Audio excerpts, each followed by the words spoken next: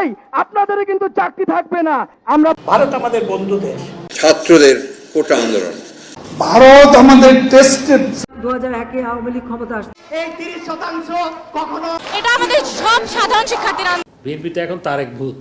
কত বড় সাহস যে প্রথম ট্যাক্স ফাঁকি ইত্যাদি ইত্যাদি। কোনোদিন মুছতে আসসালামু আলাইকুম রহমতুল্লাহি ওয়া বারাকাতুহু। দেশ এবং প্রবাদ যে যেখানে বসে আজকের ভিডিও দেখবেন সবাইকে আন্তরিক শুভেচ্ছা অভিনন্দন। প্রিয় দর্শক, আশা করি সবাই ভালো আছেন। আজকে আপনাদের মাঝে কিছু গুরুত্বপূর্ণ ভিডিও শেয়ার করব। আপনারা সম্পূর্ণ ভিডিও দেখুন এবং সেই সাথে বন্ধুদের মাঝে বেশি বেশি করে শেয়ার করবেন। চ্যানেলটি সাবস্ক্রাইব করে রাখুন। প্রিয় দর্শক, আপনারা জানেন কোটা বাতিলের আন্দোলন চলতেছে। সে আন্দোলনে কোটা সংস্কারপন্থীরা সারা বাংলাদেশে আন্দোলন করার হুঁশিয়ারি দিয়েছেন এবং পুলিশদেরকেও বলেছেন আপনারা আপনাদের যে চাকরি সে চাকরি থাকবে না যদি আমাদের সাথে সমর্থন না দেন। বিএনপিও সমর্থন দিয়েছে, এই কোটা সমর্থন জানিয়েছে। সেই সুবাদে আওয়ামী লীগের পক্ষ থেকে বলা হয়েছে সন্ত্রাসী কার্যক্রমে বিএনপি সমর্থন জানিয়েছে।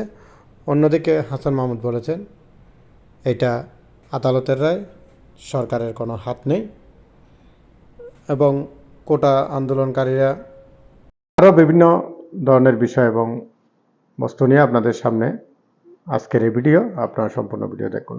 ধন্যবাদ সবাইকে। লাইক কমেন্ট করে। কত বড় সাহস যে প্রথম অতিথি ছিল তারা এটা নিয়ে এসেছে। সেই সাহসের কিন্তু আমরা জবাব দিব। আমরা শুনতে পেয়েছি হলে হলে আমাদের শিক্ষার্থীদের আন্দোলনকারীদের বাধা দেওয়া হচ্ছে। আমরা প্রশাসনের প্রতি আহ্বান জানাবো যে আপনারা তৎপর হন। যদি শিক্ষার্থীদের বাধা দেওয়া হয় এর জবাব কিন্তু আপনাদের দিতে হবে। যদি আমরা চাকরি না পাই আপনাদের কিন্তু চাকরি থাকবে না। আমরা বন্ধুগণ শুধু শাহবাগে বসে থাকবো না। আগামীকাল বিকাল 3টা থেকে বাংলা ব্লকের কর্মসূচি ঘোষণা করা হলো। শুধু শাহবাগ মনে নয়, ঢাকা শহরের শাহবাগ, সাইন্স ল্যাব, চানখারপুল, নীলক্ষেত, মতিঝিল, প্রতিটি পয়েন্টে পয়েন্টে কলেজ এবং বিশ্ববিদ্যালয়ের শিক্ষার্থীরা নেমে আসবেন এবং বাংলা পকেট কর্মসূচিকে সফল করবেন। এবং যারা ঢাকার বাইরে শিক্ষার্থীরা আসেন তারা জেলায় জেলায় বিশ্ববিদ্যালয়ে মহাসড়কগুলো অবরোধ করবেন। এবং কত বড় সাহস যে প্রথম অতিথি ছিল তারা এটা নিয়ে এসেছে। সেই সাহসের কিন্তু আমরা জবাব দিব। শিক্ষকদের আন্দোলন বন্ধ হয়ে যাবে, আমাদের আন্দোলন কিন্তু বন্ধ হবে না। শিক্ষকরা ক্লাসে ফিরে গেলেও আমাদের দাবি আদায় না হওয়া পর্যন্ত কিন্তু আমরা ক্লাসে ফিরে যাব না। এবং প্রশাসনের প্রতি আহ্বান জানাবো, আমরা অনেকদিন থেকে বলে আসছি যে ঢাকা বিশ্ববিদ্যালয়ে যে 2টি লাইব্রেরি, সায়েন্স লাইব্রেরি এবং সেন্ট্রাল লাইব্রেরিকে খুলে দেওয়ার জন্য আমরা এখনো ভালোভাবে বলতেছি, যদি আপনারা খুলে না দেন আমরা নিজ দায়িত্বে এটি খুলে নিতে বাধ্য হব। আর যারা হলে হলে বাধা দিচ্ছে, যেসব পদপ্রত্যাশীরা, তাদের উদ্দেশ্যে বলতে চাই তারা কিন্তু পদ পাবে না।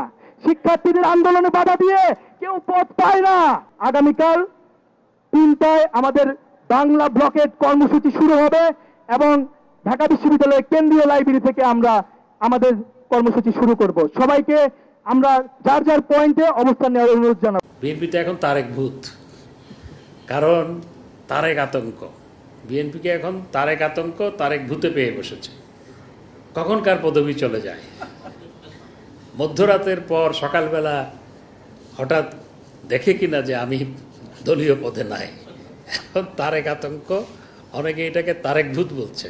তো বিএনপিতে এখন তারেক ভূত। আর নিজেদের আন্দোলন করার কোনো ক্ষমতা নাই।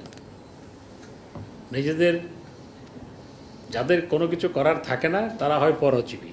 বিএনপি এখন একটা পরজীবী রাজনৈতিক দলে রূপান্তরিত হয়েছে। ছাত্রছাত্রীরা কোটার ব্যাপারে আন্দোলন করছে, বিএনপি ওখানে ঢুকেছে। শিক্ষকরা পেনশন নিয়ে আন্দোলন করছে, বিএনপি ওখানে ঢুকেছে।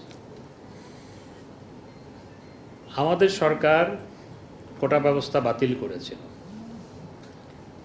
এবং ছাত্রছাত্রীদের দাবির প্রেক্ষিতে আমাদের সরকার কোটা ব্যবস্থা বাতিল করেছে। সেই কোটা ব্যবস্থা সরকার পুনর্বহাল করে নাই। এটি আদালত রায় দিয়েছে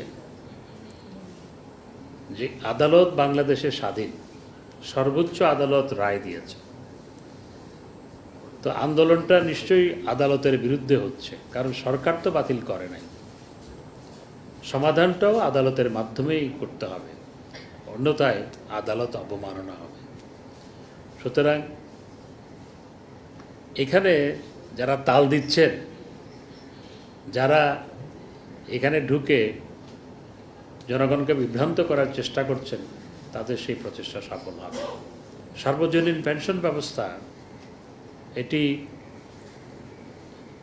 একটি চমৎকার ব্যবস্থা মাননীয় প্রধানমন্ত্রী করেছেন, যেখানে একজন দিনমজুরও এই পেনশন ব্যবস্থার আওতায় আসবে। এখন শুধু যারা সরকারি কিংবা স্বায়ত্তশাসিত প্রতিষ্ঠানে কিংবা আধা সরকারি প্রতিষ্ঠানে চাকরি করে তারা পেনশন ব্যবস্থার আওতায় আছে, কিন্তু সার্বজনীন পেনশন ব্যবস্থার মাধ্যমে একজন দিনমজুর, একজন রিকশাওয়ালা ভাইও তিনিও পেনশন ব্যবস্থার আওতায় আসবেন। এবং সেই ক্ষেত্রে সরকার যারা স্বল্প আয়ের মানুষ তাদেরকে বিশেষ প্রণোদনা দেওয়ার ঘোষণা দিয়েছে। একজন প্রবাসীও এই সার্বজনীন পেনশন ব্যবস্থার আওতায় আসবে। এখানে হয়তো বুঝার ঘাটতি আছে, সেটি নিয়ে আজকে শিক্ষক নেতৃবৃন্দ আমাদের শিক্ষামন্ত্রী সহ অন্যদের সাথে বসবে। আশা করি এরপর এটা আমাদের সব সাধারণ শিক্ষার্থীর আন্দোলন, কোনো দলের আন্দোলন না, কিচ্ছু না। আমাদের এই যে নিজেদের যে অধিকারটা, সেটা গভর্নমেন্ট কেন ছিনিয়ে নিচ্ছে আমরা জানতে চাই সেটা।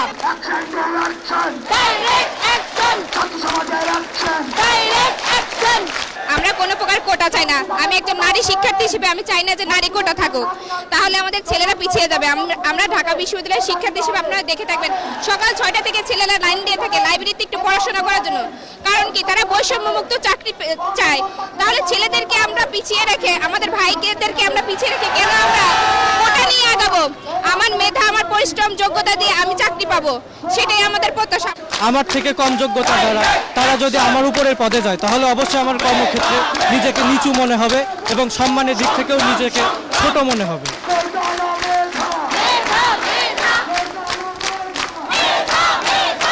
যদিও আমাদের নারী হিসাবে 10% কোটা আছে, কিন্তু আমরা চাই না সেই 10% কোটা নিয়ে বিসিএস এর মতো বা হচ্ছে বড় কোনো চাকরির পর্যায়ে আমরা সেটা নিয়ে কম্পিট করতে। কারণ পরবর্তীতে আমাদের কিন্তু সহকর্মীরাই বলবে যে তোমরা তো কোটা থেকে এসেছো। আমরা চাই একটা কোটাহীন বাংলাদেশ হোক। আমরা এই কোটার কারণে বৈষম্যের শিকার হচ্ছি, তাই আমরা চাচ্ছি কোটা যেন সম্পূর্ণ বাতিল হয়। একটা মুষ্টিমেয় জনগোষ্ঠীকে হচ্ছে গিয়ে যে 30% কোটা সুবিধা দিচ্ছে, তারা দেশ পরিচালনা করবে না, আমরা দেশ পরিচালনা করবো। এটা আমাদের প্রশ্ন সরকারের কাছে। এই কোটাটা আমাদের কতটুকু ক্ষতি করতেছে? এই যে স্কুল ভার্সিটি অফ করে আমাদের আজকে শাহবাগে কেন বসে থাকতে হচ্ছে? আমরা পড়াশোনা করব, আমরা ক্যাডার হব, আমরা প্রশাসনের সব জায়গায় যাব, আমরা দেশ পরিচালনা করব। আমাদের এই যে নিজেদের যে অধিকারটা, সেটা গভর্নমেন্ট কেন ছিনিয়ে নিচ্ছে আমরা জানতে চাই সেটা। আজকে আমাদের পড়াশোনা করার কথা, পড়াশোনা না করে আজকে আমরা কেন রাজপথে বসে আছি? যারা দেশের 5% জনগণনা, তাদের জন্য 30% একটা কোটা দিয়ে রাখছে, তাও প্রথম শ্রেণীর চাকরি যেগুলো আছে, তারপর দ্বিতীয় শ্রেণীর চাকরি। এখন প্রথম এবং দ্বিতীয় শ্রেণীর চাকরিগুলো কোনগুলো? যারা হচ্ছে মোটামুটিভাবে পুরো দেশ কন্ট্রোল করে বা বিভিন্ন মেজর ডিসিশনগুলো নেয়, সেখানে যখন আপনি কোটা ঢুকিয়ে দেন তখন কিন্তু মেধার ভিত্তিতে তারা চাকরি পাচ্ছে না। সে হয়তো 1000-এর পরে সিরিয়াল থেকেও হয়তো মেধার কোটার জন্য চলে আসছে, কিন্তু যে প্রথম হয়েছে তার তো অবশ্যই মেধা বেশি, এর জন্য তো সে প্রথম হয়েছে, তাই না?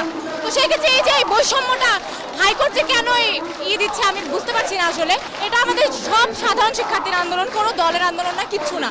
আমাদের সাধারণ শিক্ষার্থীদের দাবি আমরা পড়াশোনা শেষ করে আমাদের মেধার পরীক্ষা দিয়ে একটা জায়গায় যেখানে বৈষম্য থাকবে না, বৈষম্যহীন একটা পরিবেশে আমরা পরীক্ষা দিতে চাই এবং বৈষম্যহীনভাবে আমরা আমাদের পরীক্ষার যে বিশ্লেষণটা হবে সেটা চাই এবং সেভাবেই আমরা চাকরি ক্ষেত্রে ঢুকতে চাই। আমরা কোনো ক্ষেত্রে বৈষম্য চাই না, আমরা বৈষম্যের বিরুদ্ধে। আসলে পুলিশ তো হচ্ছে যে কি সবসময় আমাদের নিরাপত্তার জন্যই থাকে সারা দেশে। ইভেন হচ্ছে যে কি আমরা এখানে যারা আসি, আমরাও তো ঢাকা ইউনিভার্সিটির স্টুডেন্ট বা যারা যেখানে আছে সবাই হচ্ছে ইউনিভার্সিটির স্টুডেন্ট। এখন আসার পর বলতেছে যে 2:30 পর্যন্ত তোমরা ছিলা, এখন হচ্ছে 2:30 ওভার হচ্ছে যে বিভিন্ন জায়গায় ব্লক হয়ে যাচ্ছে, তোমরা সুযোগ থাকলে চলে যাও। ঢাকা ইউনিভার্সিটিকে কেন্দ্র করে হচ্ছে সারা বাংলাদেশের সকল শিক্ষা প্রতিষ্ঠান হচ্ছে কি আজকে আন্দোলন চালিয়ে যাচ্ছে। ইভেন হচ্ছে কি লাগাতার চলবে যতদিন পর্যন্ত জনসাধারণ বা সাধারণ শিক্ষার্থীদের যে চাহিদা ওইটা ফিল আপ না হয়।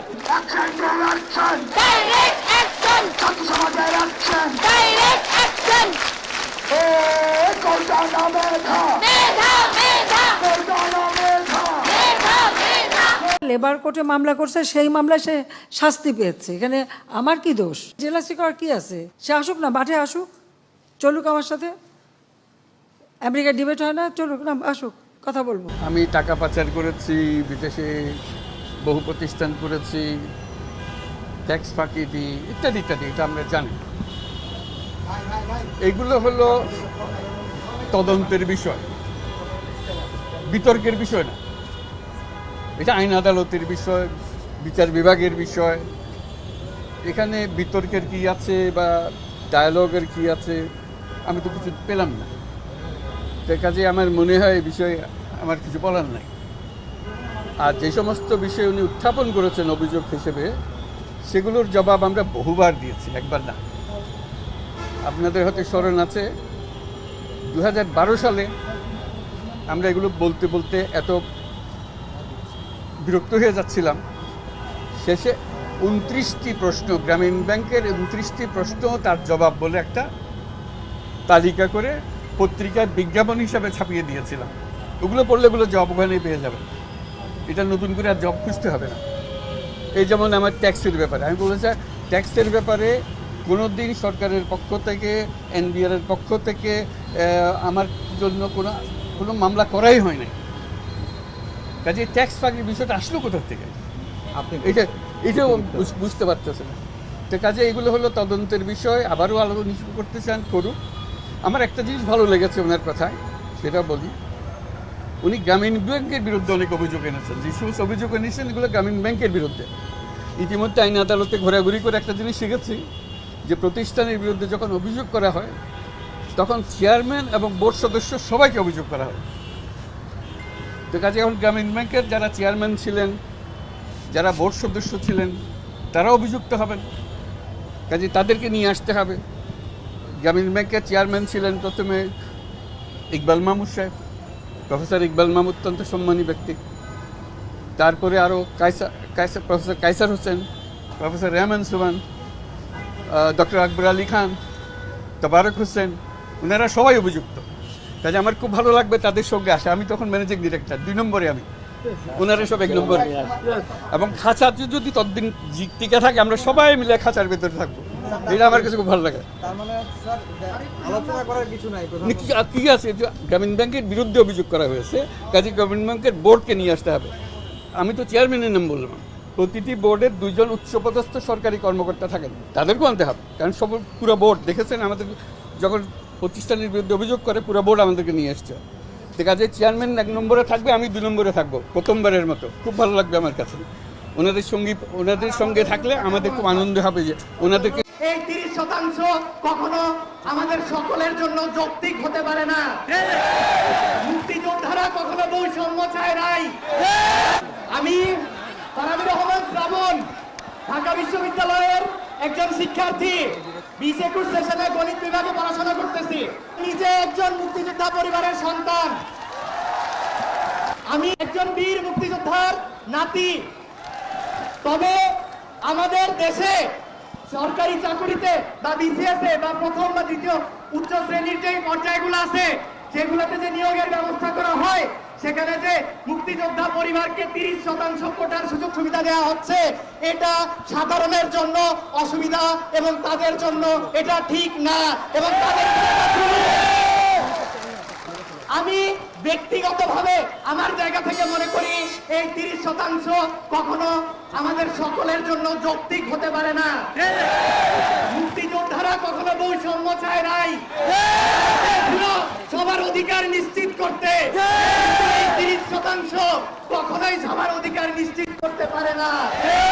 শুধু এই 30% না, নারী কোটা, জেলা কোটা সহ সর্বমোট 56% কোটার অধীনে থাকলে 44% সাধারণ জনগণ কি করবে? আমার মতো একজন মানুষ যদি বুঝতে পারে, বাকিরা কেন বুঝতে পারবে না? একজন মুক্তিযোদ্ধা পরিবারের সন্তান হয়ে বলতে চাই, 30% না, সকল মুক্তিযোদ্ধাদেরকে সর্বোচ্চ সম্মান প্রদর্শন করে বলতে চাই, আপনারাও এগিয়ে আসেন। আমাদের পূর্বপুরুষ এই কারণে যুদ্ধ করে না। আমাদের পূর্বপুরুষ চেয়েছিল সুযোগের সমতা, সকলের সমান অধিকার নিশ্চিত করা। অতএব তাদেরকে যদি সুযোগ সুবিধা দেবার হয়, আপনারা বিশেষ বিবেচনায় বিভিন্ন ক্ষেত্রে সুযোগ সুবিধা দিতে পারেন। সরকারি সুযোগের ক্ষেত্রে সুযোগের সমতা নিশ্চিত করতে হবে। যারা অনগ্রসর আছে তাদেরকে বিশেষ বিবেচনায় আপনারা আনতে পারেন, সেক্ষেত্রে আমাদের ছাত্র সমাজের কোনো কথা বলার কিছু নাই।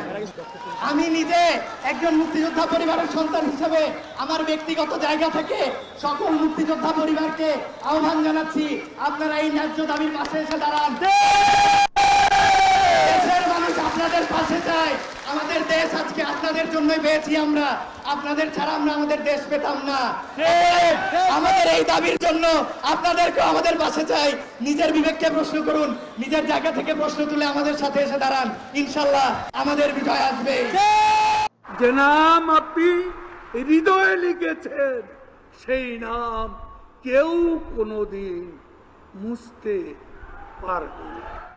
এই পদ্মা সেতুর নাম আমরা শেখ হাসিনার নামে, শেখ হাসিনা পদ্মা সেতু করতে চেয়েছিলাম, সংসদে দাবি উঠেছিল, সারা বাংলাদেশে বহু মানুষ দাবি তুলেছে,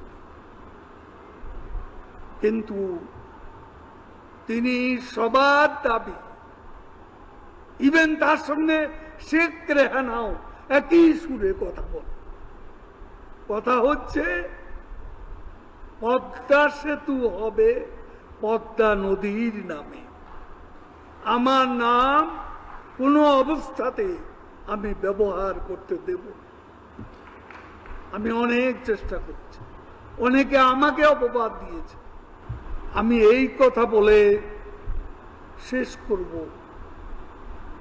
যে নেত্রী, আপনি না চাইলেও আপনি কোটি মানুষের হৃদয়ে আপনার নাম লিখে ফেলেছেন। পদ্মা সেতুর সঙ্গে আপনার নাম মিশে গেছে। যতদিন এ বাংলায় পদ্মা সেতু থাকবে পদ্মা নদীর উপর, ততদিন শেখ হাসিনার নামও উচ্চারিত হবে সগৌরবে। কাগজের ছবি ছিঁড়ে যাবে, ব্যানারের ছবি মুছে যাবে, পাথরের ছবি হয়ে যাবে, হৃদয়ে লিখো নাম রয়ে যাবে। যে নাম আপনি হৃদয়ে লিখেছেন সেই নাম কেউ কোনোদিন মুছতে পারবে না। আপনার সাহস, আপনার দূরদর্শিতা আমাদের বিশাল সম্পদ। আপনি অকুত ভয়ে সংকটে এগিয়ে যান, এটা আমাদের সাহস সিদ্ধ করে।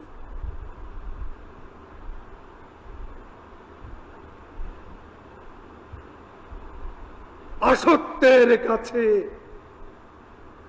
নত নাহি হবে শীত, ভয়ে কাঁপে কাপুরুষ, লড়ে যায় বীর।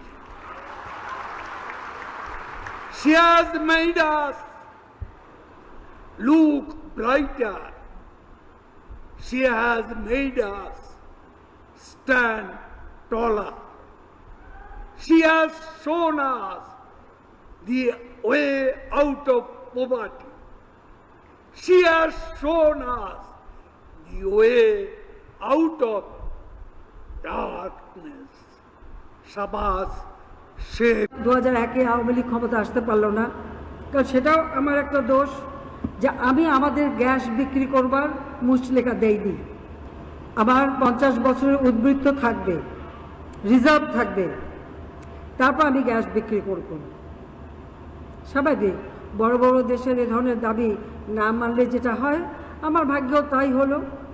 আমি 2001-এ সরকার গঠন করতে পারলাম না। ভোট আমরা পেয়েছিলাম বেশি, সিট পেলাম না, সরকার গঠন করতে পারলাম না। তাতে আমার কোনো আফসোস ছিল না। কেন আফসোস ছিল না? যে এই বাংলাদেশের সম্পদ বেচে ক্ষমতায় আসতে হবে, শেখ মুজিবের মেয়ে কখনো সেটা চায় না। আমার বাবা কারো কাছে মাথা নত করেনি, আমিও করি না। ক্ষমতা না আসি কি আসে যায়, কিন্তু আমার দেশের সম্পদ বেচে না। খালেদা জিয়া রাজি হয়ে গেল, ক্ষমতায়ও আসলো। খালি আমি শুধু এইটুকু বলেছিলাম, আল্লাহ তাআলা জন বুঝে ধন দেয়। বলেছে গ্যাস বিক্রি করবে, গ্যাস পাবেও না, বিক্রি করতে পারবেও না, পারে নাই। কিছু কিছু মানুষ সাবধান মেশে থাকে, এটাই হচ্ছে সব থেকে দুর্ভাগ্যের। আসুন পদ্মা সেতুর ব্যাপারেই বলি, এটাও আর এক ইতিহাস। পদ্মা সেতু আমরা নির্মাণ করব, জাপান ফিজিবিলিটি স্টাডি করে দিল সেই সময় যে জায়গাটা, এটাই মাওয়া থেকে এই জায়গাটাই তারা ঠিক করে দিয়েছিল। খালেদা জিয়া 2001-এ এসে বলল এটা এখানে হবে না, এটা আরিচা থেকে মানে দৌলতদিয়া পর্যন্ত করতে হবে। জাপানিজরা কিন্তু আপনারা জানেন যে তারা কিন্তু খুব আত্মমর্যাদাবোধ তাদের মধ্যে অনেক বেশি। জাপানের মন্ত্রী আমাকে জিজ্ঞেস করলেন যে আপনার কথায় পদ্মা সেতু আমরা করতে চেয়েছি, তখন আমি বিরোধী দলে, আপনি যেখানে বলেন সেখানে আমরা করব। তাই বললাম যে আপনারা তো সব জায়গাটা ফিজিবিলিটি স্টাডি করেছেন, আর এই জায়গায় করলে পরে আমার দক্ষিণ পশ্চিম প্রায় 21টা জেলার সঙ্গে সংযোগ হবে অতি দ্রুত। আর এখান থেকে যদি আরিচা পর্যন্ত যেতে হয়, আরিচা থেকে পাটুরিয়া রাস্তা, ওটাও কিন্তু আমার সময় করা, যদিও উদ্বোধন করেছিল বিএনপির মন্ত্রী, কিন্তু ওই আইডিয়াটা জমি ভরাট করা এবং ওটা করেছিলাম আমি 7 কিলোমিটার। তো 107 কিলোমিটার দূরে যে দৌলতদিয়া থেকে রাজবাড়ী এবং ফরিদপুরের মোড়, সেখান থেকে আবার যেতে হবে ভাঙ্গা হয়ে বরিশালের দিকে। এটা একটা লম্বা সফর। আর ঢাকা থেকে মাওয়া পর্যন্ত মাত্র 55 কিলোমিটার, সেতু পার হলেই আমরা চলে যাচ্ছি, সময় বাঁচবে। আর আমি জানি যে এই জায়গাটা করা সবথেকে কঠিন, তো কঠিন কাজটাই তো আমাদের করতে হবে। তো জাপানকে দিয়েও তারা ফিজিবিলিটি স্টাডির নামে সেই আমার ভিত্তিপ্রস্তর স্থাপন সেগুলি সব নষ্ট করে তারা বিএনপি সেটা করতে দিল না। আমরা আসলাম সরকারে এসেই 2009 সালে সরকার গঠন করার পরই বললাম এই জায়গায় পদ্মা সেতুর বিশেষ করে সবার আগে প্রয়োজন হচ্ছে ডিজাইন, নকশা, এটা তৈরি করতে হবে। ভারত আমাদের টেস্টেড ফ্রেন্ড অফ 71। 71 সালের সেই রক্তে রাখি বন্ধনে আমাদের এই সম্পর্ক আবদ্ধ।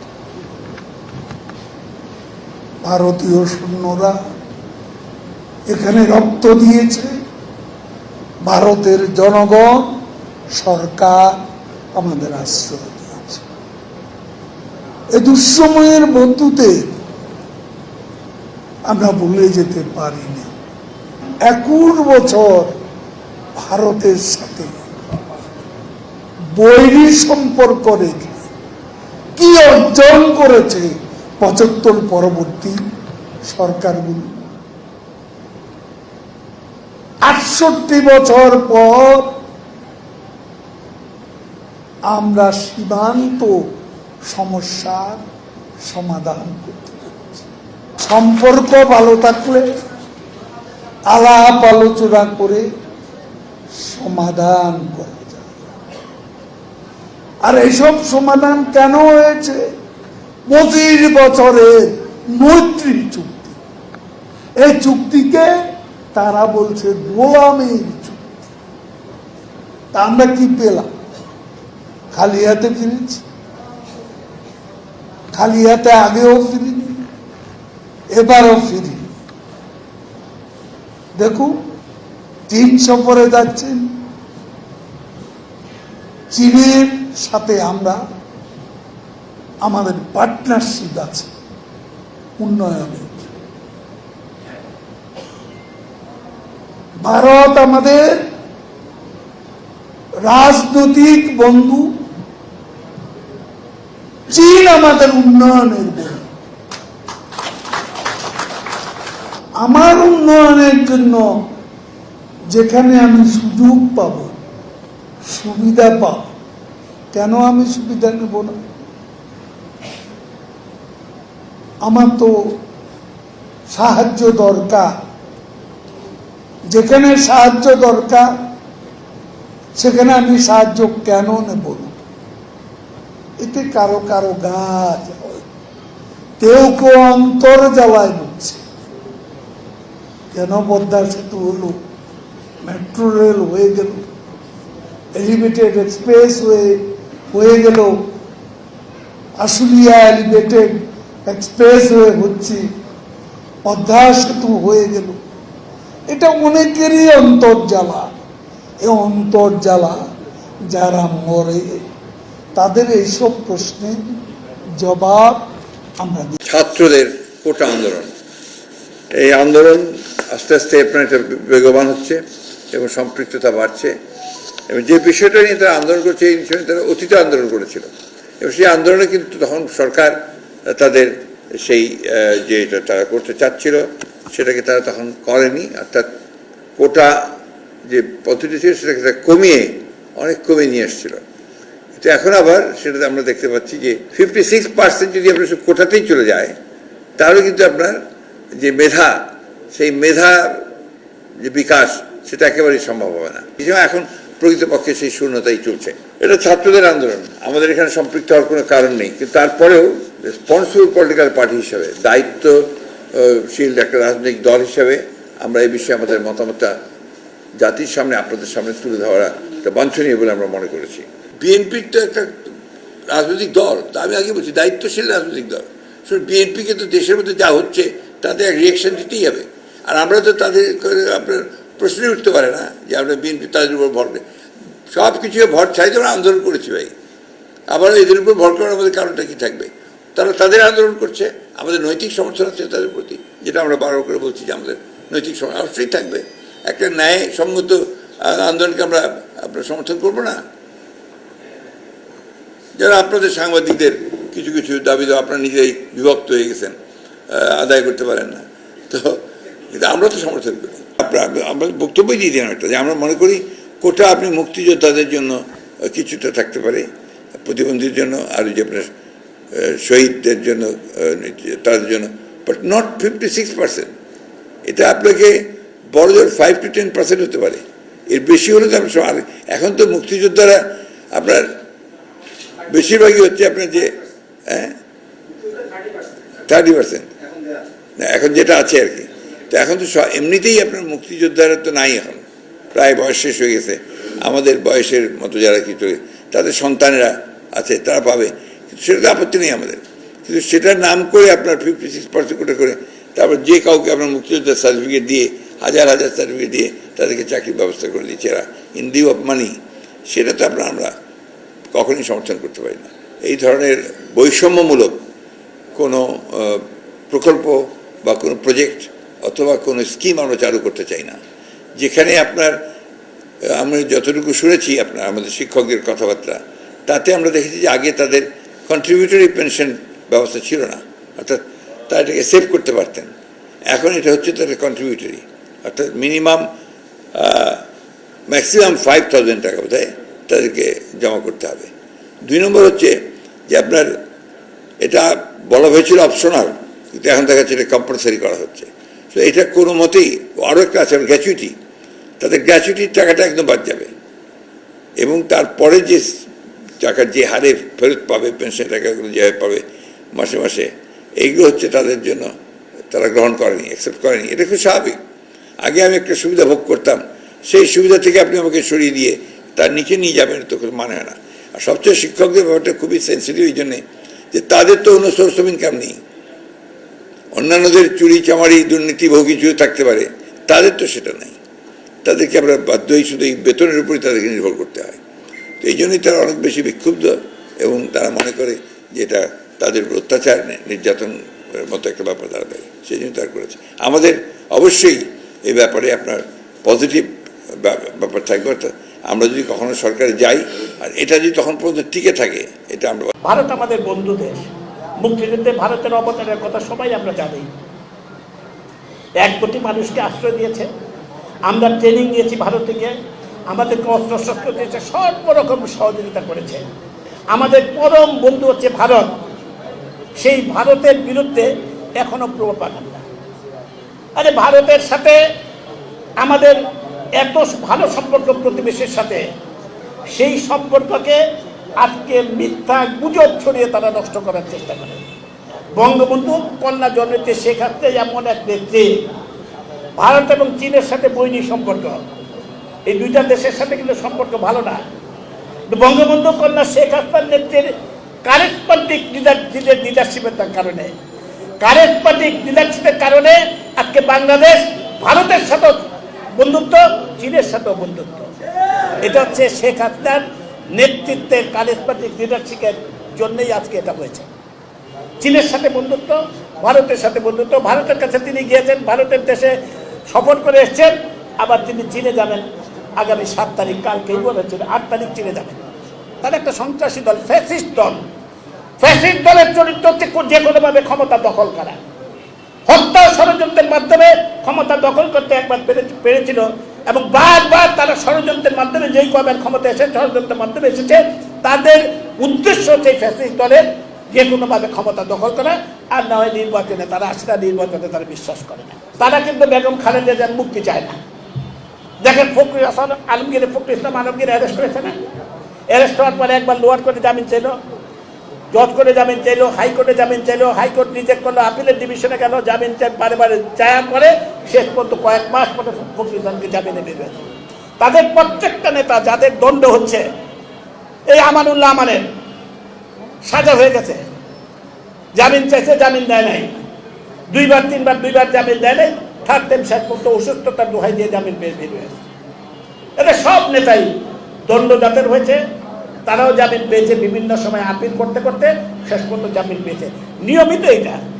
বেগম খালেদা জিয়ার জামিন চাইলে একবার হাইকোর্টে, একবার আপিলের ডিভিশনে দোহাই দিল, তখন অসুস্থতার দোহাই দিল, সেই কাগজপত্র ঠিকভাবে দিতে পারলো না, জামিন দেয় নাই, আর কোর্টে যায় না। এরা নিজেদের সময় কোর্টে বারে যায়, খালেদা জিয়ার সময় আর কোর্টে যায় না। আর জামিন চাইলে তো জামিন তো দিবে কোর্ট, নাকি ভাই? আর হাইকোর্টে যায় না, আপিলের ডিভিশনে যায় না, একবার গেছে বা শেষ। শেখ হাসিনা মানবতা দেখিয়ে বাসায় থাকতে দিয়েছেন, চিকিৎসা হচ্ছে, এরা কোর্টে যায় না। কেন যায় না কোর্টে? তারা আসলে খালেদা জিয়ার মুক্তি চায় না। আজকে মুক্তি চায় না, আন্দোলন, তামাশার আন্দোলন। এরা চায় খালেদা জিয়া জেলখানায় থাকুক, এই খুনি, এই তারেক রহমান, পলাতক সন্ত্রাসী নেতা তারেক রহমান তার রাজনৈতিকভাবে প্রতিষ্ঠিত হোক, এটাই তারা চায়। কোটা বিরোধী আন্দোলন হচ্ছে একটা, জানেন? কোটা, এই যে মুক্তিযোদ্ধার কোটা, এই কোটা বিরোধী একটা আন্দোলন হচ্ছে, ছাত্ররা করতেছে, যুব সমাজ করছে।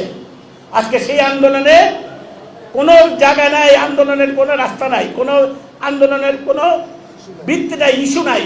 আজকে সেই আন্দোলনে তারা সামিল হয়ে সেই আন্দোলনকে একটা ইস্যু হিসেবে বানাচ্ছে কোটা বিরোধী, যেটা হাইকোর্টের বিবেচনা, আপিলের ডিভিশনের বিচারে দিন বিষয়টা। আপিলের ডিভিশন অবশ্যই একটা সিদ্ধান্ত দেবে, সিদ্ধান্তটা এখন না 2 দিন পরে দেবে। অবশ্যই হাইকোর্টের রায় পাওয়ার পর, বেরোয়ার পর হাইকোর্ট বলেছে একটা সিদ্ধান্ত দেবে। এই হাইকোর্টের আদালতের বিরুদ্ধে কোনো আন্দোলন হয়, আদালত কি সিদ্ধান্ত পাল্টাবে, কি সিদ্ধান্ত দেবে তারা জানে। তাদের পক্ষেও দিতে পারে, বিপক্ষেও দিতে পারে, তারা জানে। সেটা পরিষ্কার কথা, সেই সিদ্ধান্তটা আসবে। তার বিরুদ্ধে এই যুব সমাজ বা ইয়াং যে ছাত্ররা আন্দোলন করছে, আর বিএনপিও সেই ইস্যু নাই, কোনো সেই আন্দোলনে সামিল হচ্ছে, কোনো ইস্যু নাই আন্দোলনের। সেই কোটা বিরোধী আন্দোলনকে তারা শরীক হচ্ছে, সেই আন্দোলনটাকে আরো নস্যাৎ করার জন্য। কেন? আবার সেই আন্দোলনকে সন্ত্রাসী রূপ দেওয়ার জন্য বিএনপি সেই আন্দোলনে শরীক হচ্ছে। যারা আন্দোলন করছে তারা সাবধান থাকবেন। এই আন্দোলনকে সন্ত্রাসী রূপ দেওয়ার জন্য বিএনপি আজকে সেই আন্দোলনে কোনো ইস্যু। দুর্নীতিকে এখন আওয়ামীকরণ করা হয়েছে। দুর্নীতি এবং আওয়ামী লীগ, দুষ্কর্ম এবং আওয়ামী লীগ, অপরাধ প্রবণ তৎপরতা এবং আওয়ামী লীগ বাস্তবে এখন একাকার, এখন একই সত্তা। একে আলাদা করে চিন্তা করা, দেখা, ভাবার কোনো অবকাশ সরকার এরা আর তারা কিন্তু রাখেনি। কিভাবে সমস্ত ব্যাংকগুলোকে বাস্তবে তারা লাল বাতি তারা আজকে জ্বালিয়ে দিয়েছে। ব্যাংকগুলোতে লাল বাতি শব্দটা ব্যবহার করছে না, বলছে ব্যাংকগুলো দুর্বল হয়েছে। লাল বাতি বললে নাকি অপমানজনক হয় আর কি। এবং ব্যাংকগুলো এখন তারল্য সংকট, ব্যাংকগুলো খালি হয়ে যাচ্ছে। আর কিছু বোঝার বাকি আছে? একটা পরিবারের হাতে যদি 9টা 10টা 11টা ব্যাংক যদি থাকে, সেই দেশের ম্যাক্রো ইকোনমি, সামষ্টিক অর্থনীতি বা ব্যাংক খাতের কি পরিমাণ দুরবস্থা হতে পারে। এবং আপনি খেয়াল করেছেন এবং কিভাবে আবার তাদের এই তাদের যে সুদ কিভাবে সেটাকে কি তাদের ওই যে 4,500 কোটি টাকা কিভাবে সেটাকে মওকুফ করে দেওয়া হলো। তোমাদের এটা বাবার জমিদারি, এটা পৈতৃক সম্পত্তি, এটা যে মানুষের টাকা নিয়ে নয়ছয় করা, যা খুশি করতে পারো। এটা প্রতি বছর প্রায় 80-85 হাজার কোটি টাকা বিদেশে পাচার, এগুলোর সঙ্গে যুক্ত করা সরকারি দলের মন্ত্রীরা, এমপিরা, ব্যবসায়ী যারা সরকারের ছত্রছায়ায় যারা এখানে আছে। ব্যবসায়ীরা আজকে এত বেপরোয়া কেন? ব্যবসায়ীদের প্রত্যেকটা এপেক্স বডি তারা এবার এই সরকারকে নিঃশর্তভাবে তারা সমর্থন দিয়েছিল। 18 সালের নির্বাচন, ওই রাতের নির্বাচনের পরে আর এবার দামি নির্বাচনের পরে বদমাইশ, চোরাকারবারি, মুনাফাখোর সিন্ডিকেটের ব্যবসায়ীদের বিরুদ্ধে এরা যে কোনো ব্যবস্থা গ্রহণ করতে পারে না, পারার ক্ষমতা নাই। তার কারণটা হচ্ছে কারণ এরাই সরকারকে ক্ষমতায়, এরা অন্ধভাবে এরা তাদেরকে সমর্থন দিয়েছে। এ কারণের জন্য কোনো সিন্ডিকেটের হোতা, কোনো সিন্ডিকেট ব্যবসায়ীদের বিরুদ্ধে সরকারের লোক দেখানো কিছু তৎপরতার বাইরে এদের বিরুদ্ধে ব্যবস্থা নেবার কোনো ক্ষমতা এই সরকারের নেই এবং এই প্রশাসনের নেই। এরা যে যা খুশি করতে পারে এরকম একটা খোলামেলা একটা লাইসেন্স এদেরকে আজকে দিয়ে দেওয়া হয়েছে। চাঁদপুরের বালুখেকো থেকে শুরু করে এমন কোনো কাহিনী নাই, অসংখ্য অসংখ্য কাহিনী। তাদের বিরুদ্ধে দুদকে পর্যন্ত কোনো ব্যবস্থা নিয়েছে? সরকার একটা দুর্নীতির সাগরে ভাসছে। এটা আরব উপন্যাসের মতো, রাত শেষ হবে, দিন শেষ হবে, কিন্তু মাগার কাহিনী বলা শেষ হবে না। এই সরকার এখন আর বাংলাদেশের জনগণের কোনো অংশের প্রতিনিধিত্ব আর তারা করছে না। বাংলাদেশে ভারতীয় স্বার্থের, ভারতীয় রাজনৈতিক স্বার্থের, বাণিজ্যিক স্বার্থের, অর্থনৈতিক স্বার্থের এবং জিওপলিটিক্যাল যে ইন্টারেস্ট বাংলাদেশকে কেন্দ্র করে, সেই স্বার্থের প্রধান প্রতিনিধি বর্তমান সরকার। সেজন্য এই সরকারের কাছে বর্তমান ভবিষ্যৎ কোনো কিছু নিরাপদ নেই।